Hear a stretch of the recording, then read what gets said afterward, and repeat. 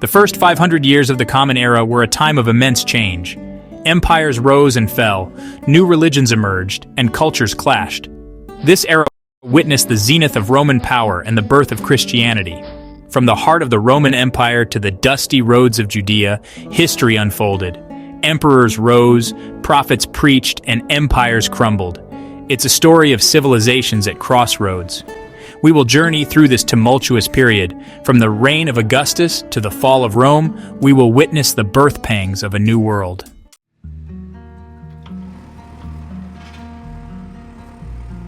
The Roman Empire left an indelible mark on law, language, and architecture. Christianity, born in a Roman backwater, became a global religion. The barbarian migrations reshaped the political map of Europe. By understanding the past, we can better understand the present. Join us as we delve into the epic journey through the first 500 years of the Common Era.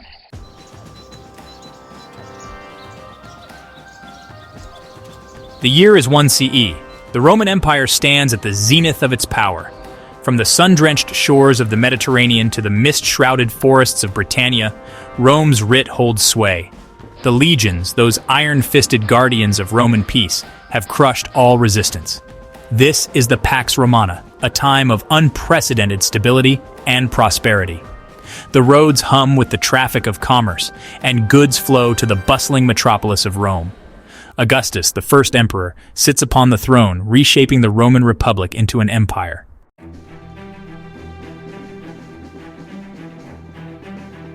Beneath the veneer of peace and prosperity, tensions simmer.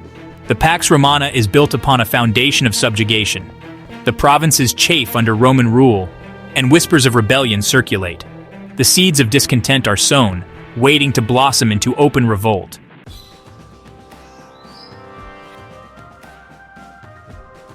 In the opulent halls of the Palatine Hill, Augustus contemplates the state of his empire. The empire is strong, our legions are unmatched, our coffers are full. His words carry a hint of uncertainty. Your Majesty, the provinces are restless. The whispers of dissent grow louder. Augustus understands that maintaining an empire is a delicate balancing act. Let them whisper. I will send more legions to quell any unrest. Rome will not falter under his watch. The use of force alone is not enough to ensure loyalty.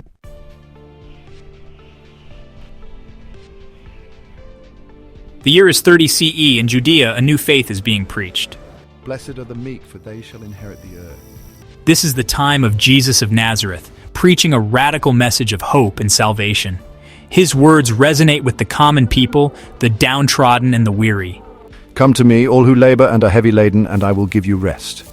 His message spreads like wildfire, challenging the hypocrisy of the powerful. His followers believe him to be the Messiah, the Son of God.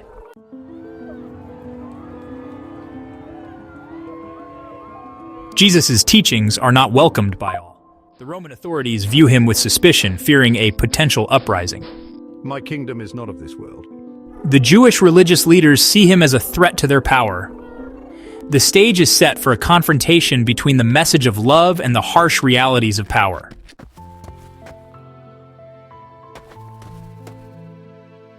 The path I walk is fraught with danger, yet it is a path I must walk.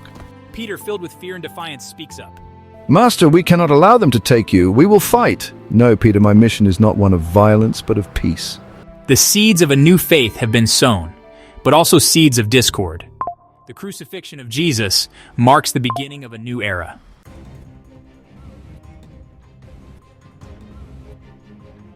The year is 70 CE. Jerusalem is encircled by Roman soldiers. The Second Temple stands at the heart of the besieged city. Jewish rebels prepare for their last stand, outnumbered but determined. The Roman commander, Titus, has orders to crush the rebellion. The might of the Roman war machine is unleashed upon Jerusalem. The city faces a grim fate.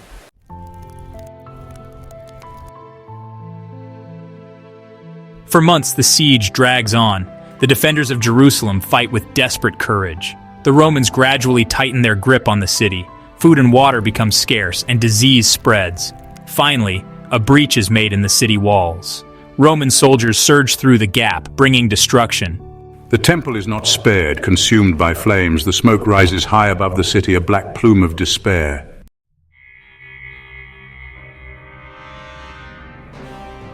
The fall of Jerusalem marks a turning point in Jewish history. The Second Temple lies in ruins, and thousands of Jews are slaughtered. The survivors are scattered, marking the beginning of the diaspora. Forced from our homeland, we carry our faith and traditions. The destruction of the temple has profound implications for Christianity. The diaspora becomes a catalyst for the spread of Christianity.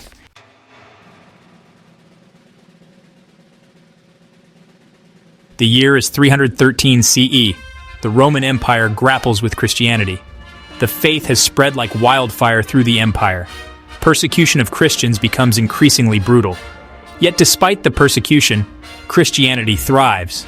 The blood of the martyrs becomes the seed of the church. The faith spreads through the empire's roads and trade routes. The Roman authorities find themselves unable to contain it.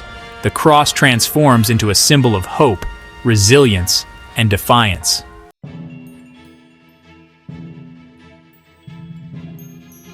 Section 2, Constantine's Conversion, a Vision of Empire. In the midst of this turmoil, a new emperor rises to power, Constantine. A shrewd politician and a skilled military commander, he understands that the Roman Empire, weakened by internal divisions and external threats, needs a unifying force. He sees in Christianity, despite its persecuted status, the potential to heal the rifts within his empire. Legend has it that on the eve of a crucial battle, I experience a vision. I see a cross emblazoned in the sky, beneath it the words, "In hoc signo vinces," in this sign you will conquer. Interpreting this as a divine mandate, I order my soldiers to paint the symbol of the cross on their shields. We go on to win a decisive victory, cementing my belief in the power of the Christian God. Whether or not the vision was divinely inspired, Constantine's subsequent actions would have a profound impact on the course of history. He issues the Edict of Milan, a groundbreaking decree that grants religious freedom to all citizens of the Roman Empire, including Christians. This act, unprecedented in Roman history, marks a turning point in the relationship between the Roman state and the Christian faith.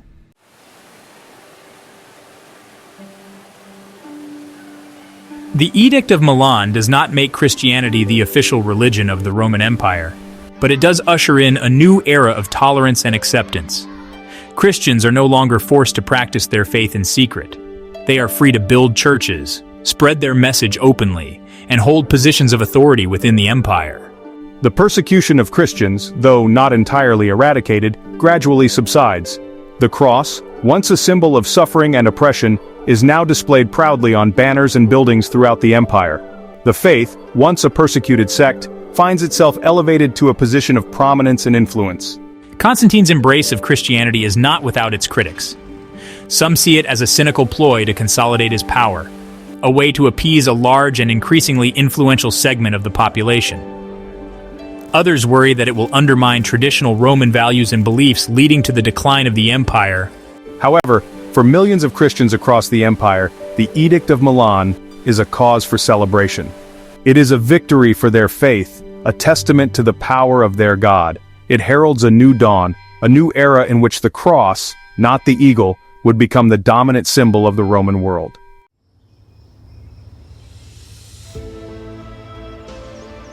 The year is 476 CE. 2 centuries have passed since Constantine's fateful embrace of Christianity. The Roman Empire, once seemingly invincible, now teeters on the brink of collapse. The seeds of its decline, sown long ago, have blossomed into a tangled thicket of internal strife and external pressures.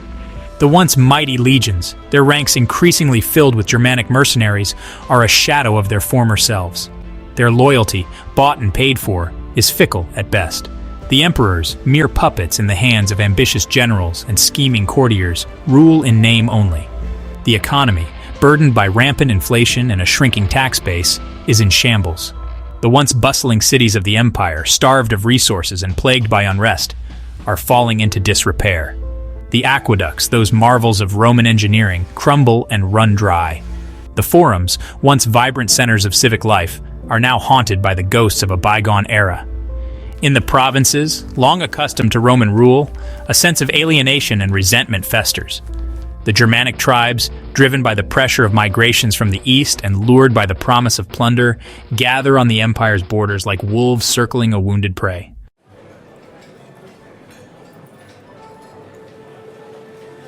The year 476 CE marks a pivotal moment in this long and slow decline, the fall of Rome.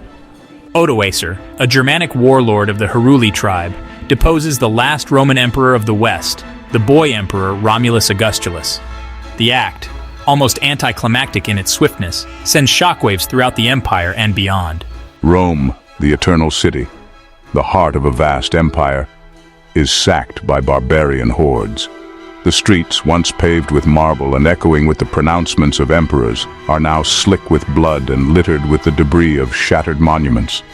The citizens, stripped of their wealth and their dignity, cower in fear as the invaders run amok. The Vandals, their name synonymous with wanton destruction, pillage and plunder with a vengeance, stripping Rome of its treasures accumulated over centuries of conquest. The Senate, that once august body that had guided the destiny of an empire, is disbanded, its authority reduced to ashes. The fall of Rome, though a traumatic event, is not the end of civilization as some believed. It is, however, a symbolic break with the past, a stark reminder that even the mightiest of empires are not immune to the tides of history.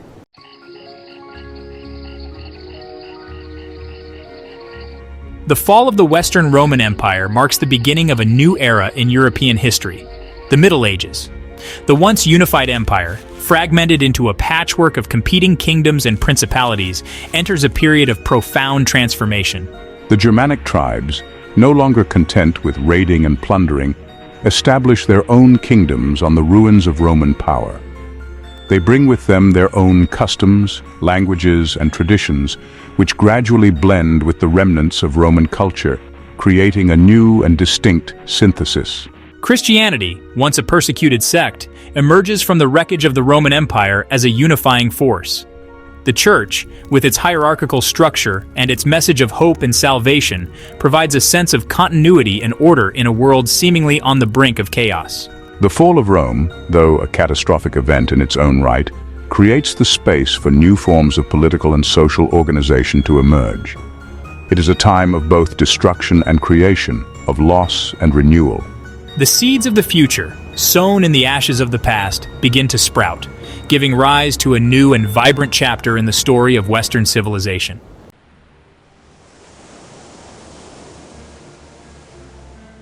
The first 500 years of the Common Era were a period of seismic change, washing away old certainties and ushering in a new world order. The Roman Empire reached its zenith, only to crumble under its own contradictions. From its decline rose a new faith, Christianity, spreading hope and salvation. Persecuted and driven underground, it took root in the hearts of many. The year 313 CE marked a turning point. Constantine recognized the power of this new faith and embraced it. The Edict of Milan ushered in a new era of religious tolerance.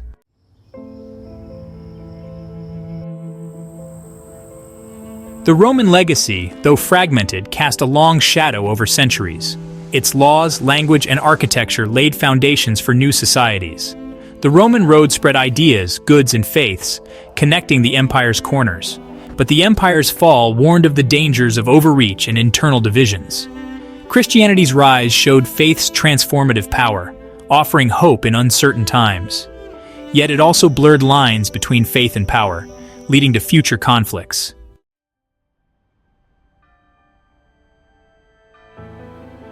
The first 500 years of the Common Era, though distant in time, hold a mirror to our own age. We see echoes of our own struggles with empire and faith, with the allure of power and the yearning for meaning. We witness the consequences of unchecked ambition, the seductive nature of violence, and the enduring power of ideas to shape the course of history. The lessons of this era are as relevant today as they were centuries ago. We are reminded that empires rise and fall, that power is fleeting, and that the greatest empires are those built not on conquest and subjugation, but on justice, compassion, and the enduring strength of the human spirit. As we navigate the complexities of our own time, grappling with challenges both familiar and unprecedented, we can draw inspiration and wisdom from the stories of those who came before us.